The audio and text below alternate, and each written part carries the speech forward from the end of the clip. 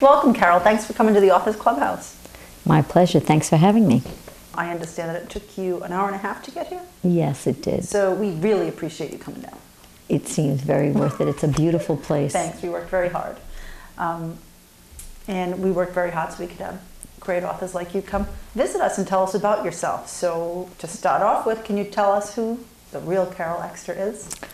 Well, I'd have to say that first and foremost, I'm an educator. I always wanted to be one. Starting from first grade, the teacher had me be a monitor. I had that same teacher first and second grade, Mrs. Saltpeter.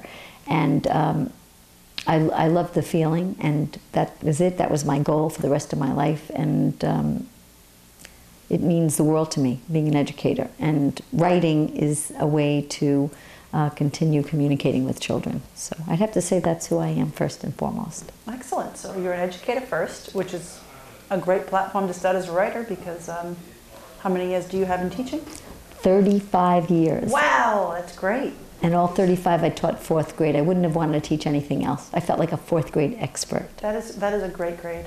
Perfect grade. Yeah, they love to learn. Mm-hmm. I remember reading Super Fudge in fourth grade. Oh, I used to read that out loud to my class. That was one of my favorites. Fourth grade was one of my favorite grades. So I was going to ask you who inspired you to be a writer, but I see that you were inspired to be a teacher first. Yes. Did you have any heroes as a child? Not really. I loved Nancy Drew, but I don't really have heroes or look up to actresses or whatever. I kind of admire the everyday man and woman. That's great. But Nancy Drew did rock, I have to say. I love Nancy Drew books. I just wanted to go get every time a new book came out, that was like my joy to get a new book. And that was one of the first book series, because now there's such a big thing on series. Yeah, no, that's the only one I remember. That's right. Well, I think Nancy started out on the Hardy Boys. Oh, that's true, but I was interested in Nancy. That's right, because she was a girl. Yeah. So, when did you know that you wanted to be an author? I really didn't want to be an author. I always found writing difficult. But when I turned 50, I was reading an article on the beach, something about writing, a woman who had just written maybe her first book, and at a later age.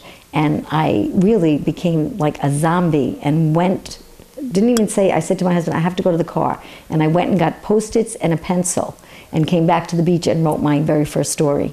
About the first day of school, and that was like the July 4th weekend, and I was already worrying. It was First Day Jitters, and then I changed it to Jenny's First Day Jitters because there's already a book out there called First Day Jitters. So that was my very first book, which has never been published. But your very first book was written on a Post-it note. That's right. And that's where most inspiration comes from. A lot of Post-it notes, a lot of napkins. Yeah. Any writer will tell you, I had an idea, grab a napkin. Well, now I always keep paper with me, in my pocketbook Right. and next to my bed and everywhere I go. That's important. Yes. And that's, any author out there, we want to tell them, always carry a notebook with you. Right, because you don't want to, sometimes if I don't write it down, I lose it. Yes, I have lost some ideas that Yeah. I would be upset if I knew what they were, but I've lost them. Yeah, so it's okay. Exactly. But it's not fun when you lose an idea at all. So you didn't always want to be an author. You kind of grew into an author. Did not want to be an author. But all those years of teaching must have given you plenty to work with. Yeah, I got a lot of stories. Or I don't know if the stories necessarily came from that, but maybe the kids, the feelings that I've incorporated in my writing. My first book, especially. Okay, your first book, which was? Where Am I Sleeping Tonight? A Story of Divorce. I believe I have that with me. Yes, you can hold up that cover. I will show Where Am I Sleeping Tonight? And this was illustrated by Sue Rama. Yeah.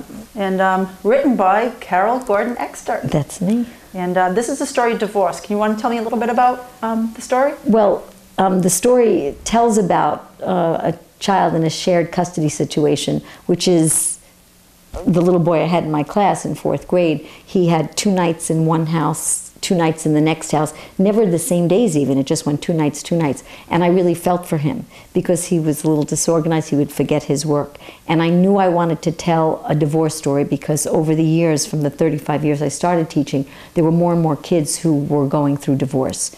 And I felt their pain. And I wanted to let them know that it's normal to feel that pain, but that you can be hopeful in the future. Right. This is a tough subject to tackle. Yeah.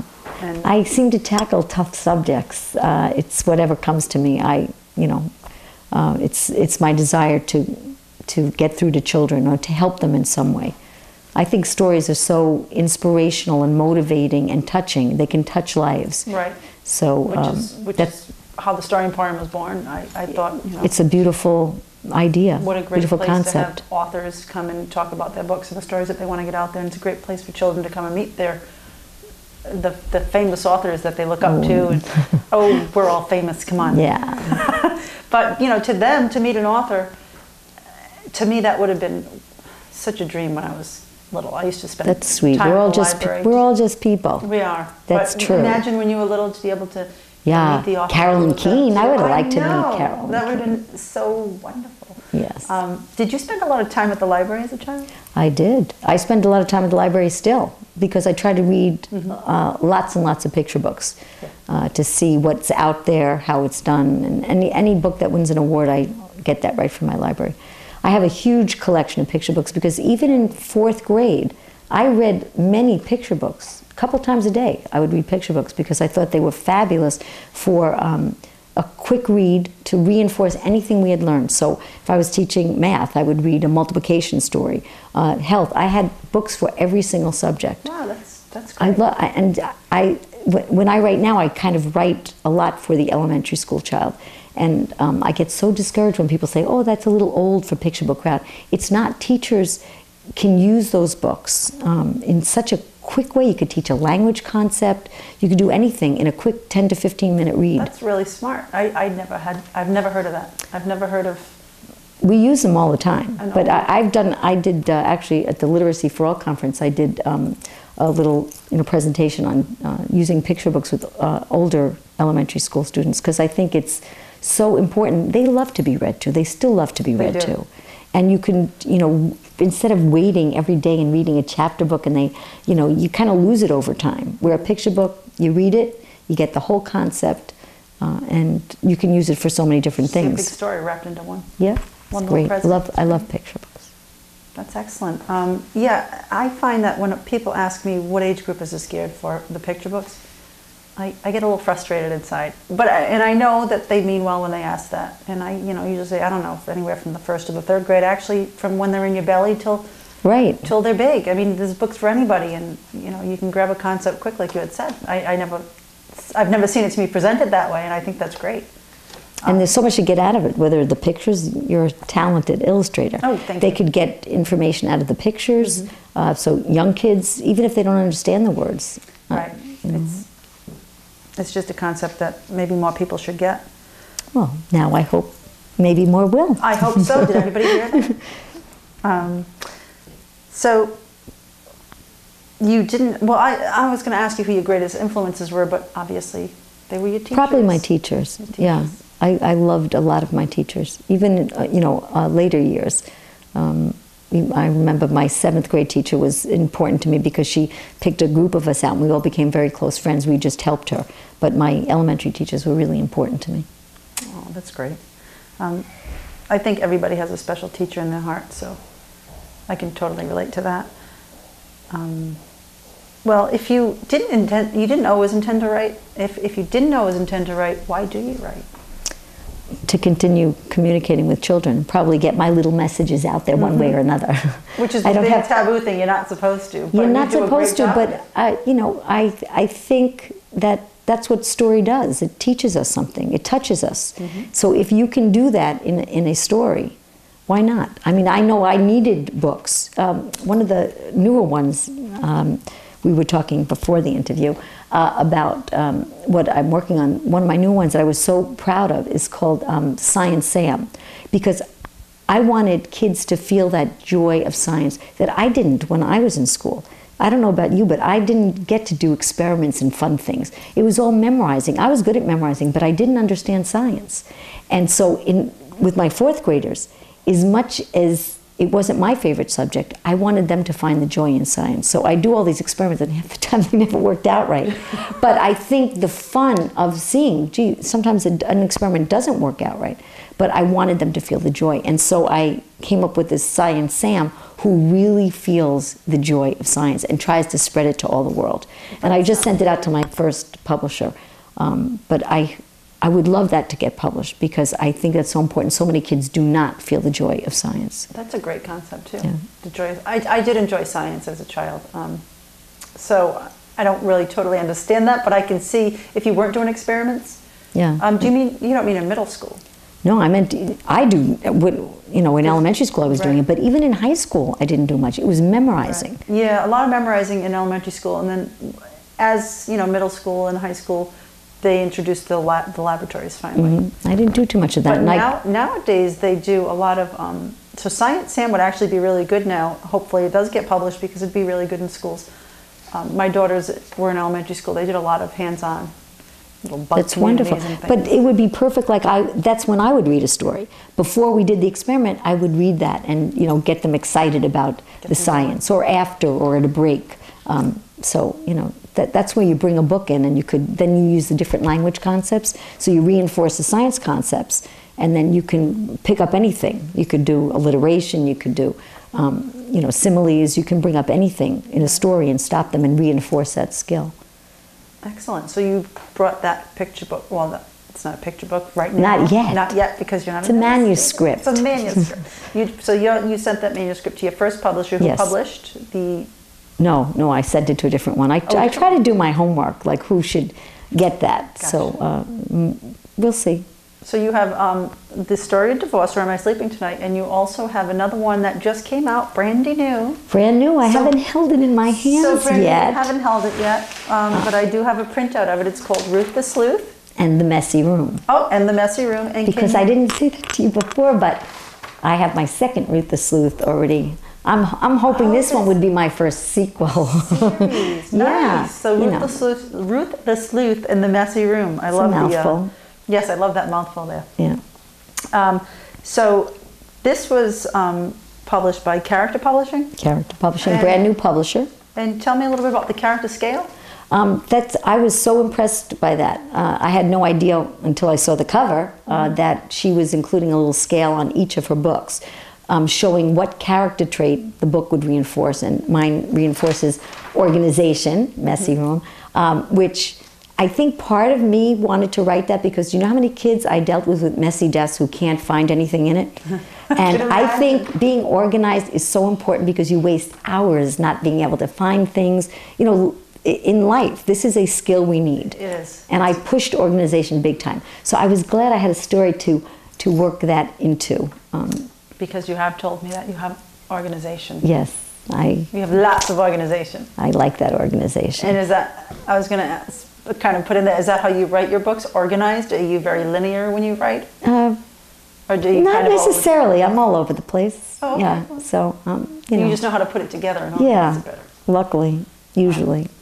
So you have this new book out, and you expect to see it in your hands when?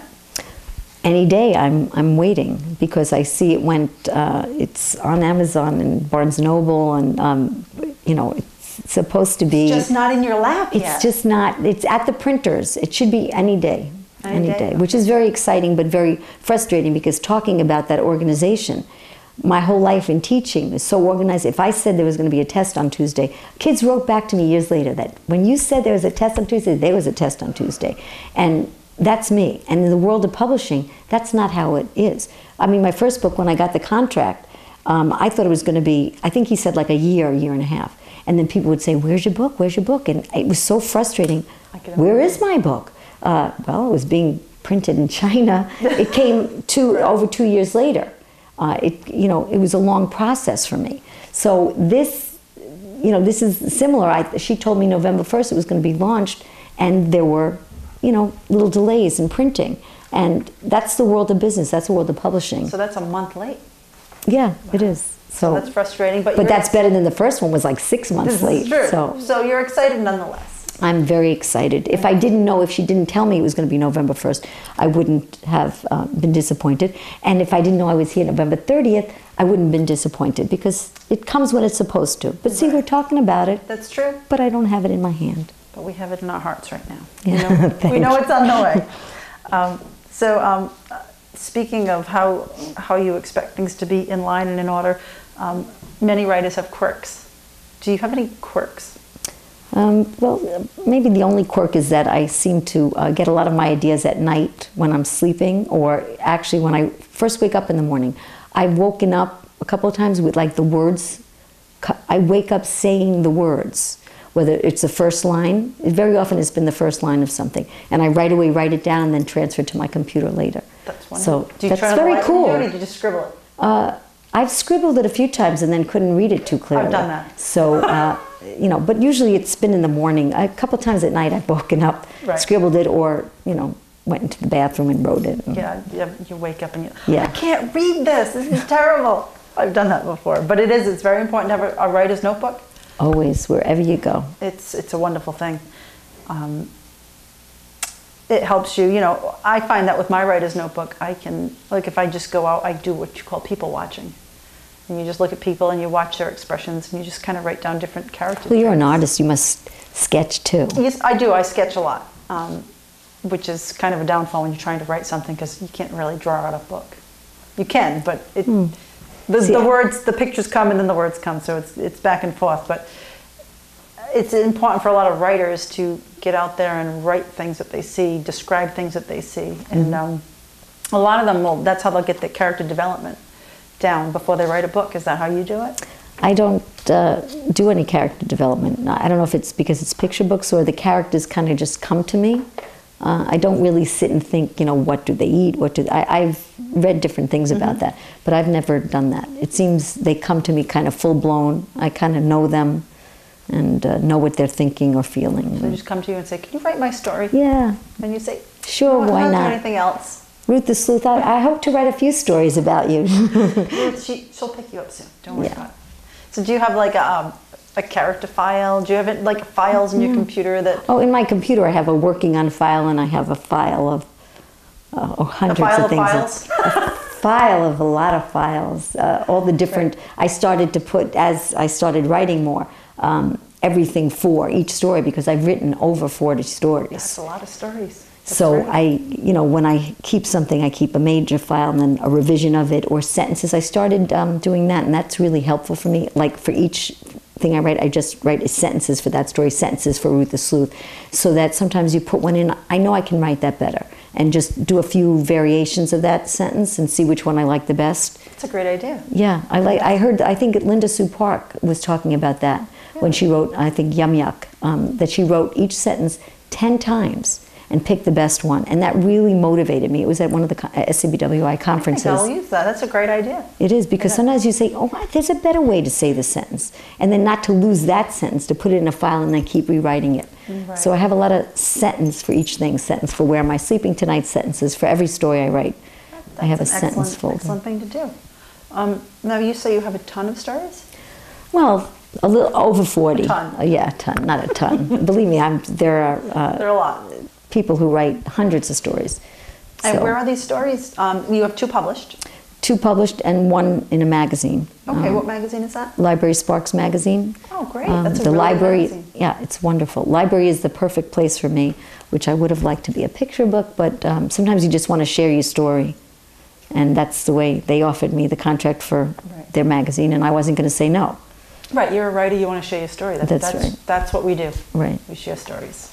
And, you know, if we get paid, that's great. Yeah, and actually it was so sweet to me. You know, you just want to touch lives through your art. I don't remember where she was from. A librarian emailed me and said she loved the story, and could she blow it up for a PowerPoint so that the first day of school she'd like to show that. Nice. And I was so touched. I said, I have to get I have to check with the publisher, and they said of course, and they were thrilled to hear it. And of course I put in the little thing, maybe you should do it again for September. Put it in again, because I think that's what my goal was, like to have librarians read it at the beginning of the year, and then you set up all your library, proper behavior in a library. But Everybody has a different idea. This is true.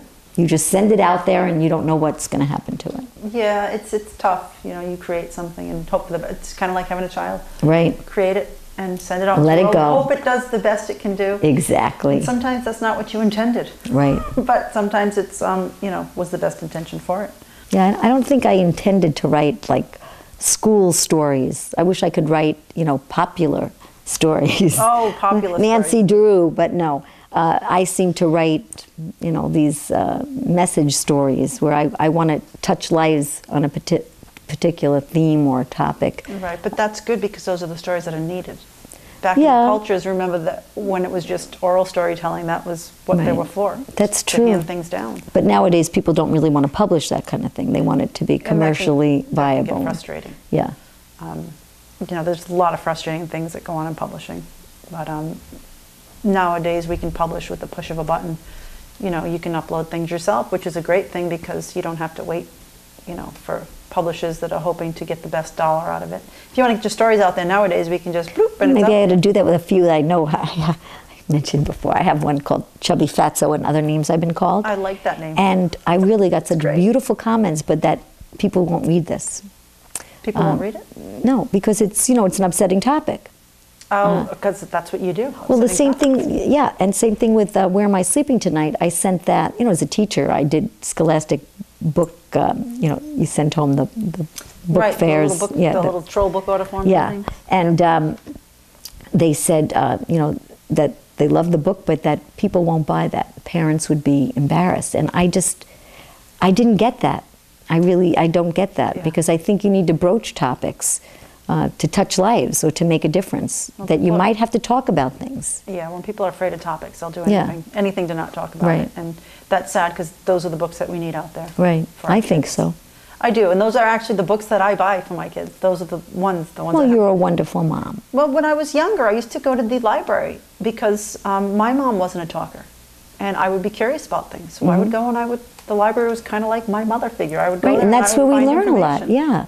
So it kind of burns me up when they won't put certain books in libraries because of content. Like, what if that child or a teenager is searching for that information where they can't get it elsewhere? Yeah. And that's like storytelling. The first nursery rhymes, I believe, were out. I heard that mothers would say nursery rhymes to their kids to pass it down to the women, things that they weren't supposed to say in public. Oh, that's so cool. And that's how stories get out. It's things that you can't say, that information that needs to be had. And I think that's great that you write that stuff. I would have looked at your book. I've been the one to check out that book.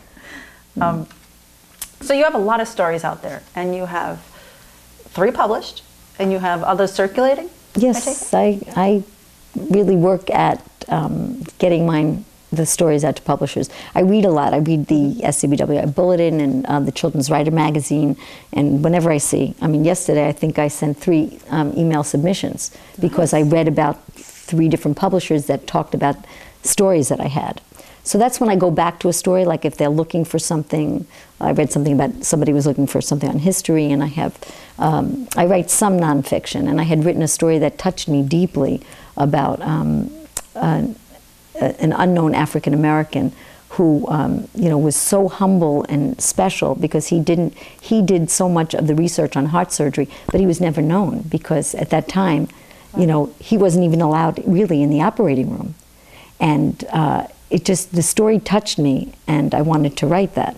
But I know I haven't. It's hard to write nonfiction, to get it into telling a story. So, but I hope one day that gets told because I think that's a really powerful story. That's important because that's a great story. That man did all that and wasn't known.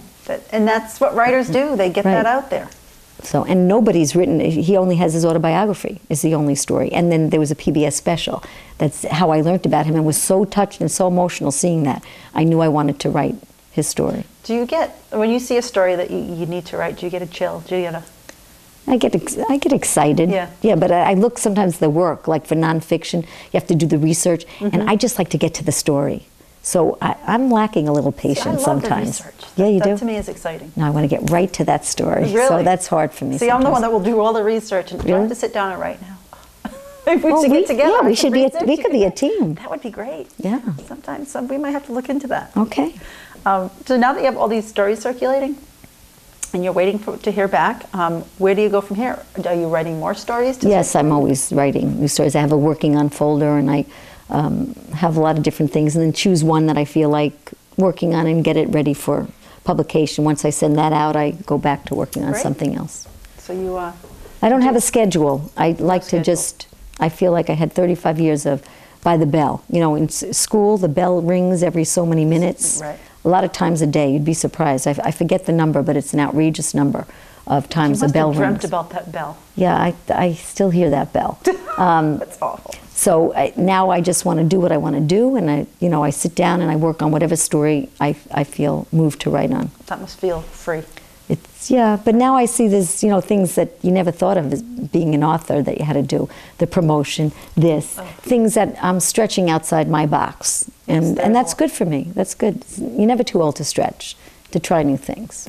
That's a good way to look at life, because there's so much with the internet now. How I say push button publishing, it's great, it's easy, people can read your stuff. However, promotion, you have websites to do, you have book signings to book, you have all this, there's so much. That takes up a lot of time. It does. So, you have to allot that time, which I'm sure you're great for allotting yourself time for certain things. Yeah, but I have no clock, no bells, so I can do what I want, whatever time I want. That is so good. And I'm glad you could find time in your schedule to come down here. That's great. It's wonderful. Thank you for having me. Really. I'm so happy you could come. I would like you to divulge a secret, though, because I do ask my authors, and I call them my authors because they're Clubhouse Emporium authors, to divulge a secret. Do you have a secret that you could just divulge to us that you never told anybody else? I don't think I've ever talked about it out loud, but I used to rip up a lot of my work until I got it perfect. My mother said when I was young, I constantly ripped up my homework many times until I got it to what I thought was correct. Okay. Do you do that with your manuscripts? No, I don't. I think I've become a little bit more flexible. I'm still working on that. It's not my strong suit. But I hope to be more and more flexible, which is why I do yoga. To try to help me with that as well. Yoga is very calming, so that should it's fabulous. Get you out of your rigid schedule. Yes, I do yoga every day. That is an excellent thing to do. Mm-hmm. I think we should all do a little yoga. I think I should try that. It helps. Thank you. I want to thank you, again for coming down. And I do ask that all my authors sign this book. We have this little Story Emporium guest book. And it's for my Clubhouse authors only. And I would like to know if you could sign it for me. I would love to. It would be my pleasure. Give us a little note on how your visit here was, and if you'd like to come back, anything you'd like to tell us. I'd love to come back. Thank you. Thank you very much. Be sure to tune in next week to see author Jane Sutton, the author of Don't Call Me Sydney. If there's an author or illustrator that you'd like to see at the Story Emporium, please visit our website, thestoryemporium.org, and give us an email. We'll do the best we can to get that author in for you. Because at the Story Emporium, all characters are welcome.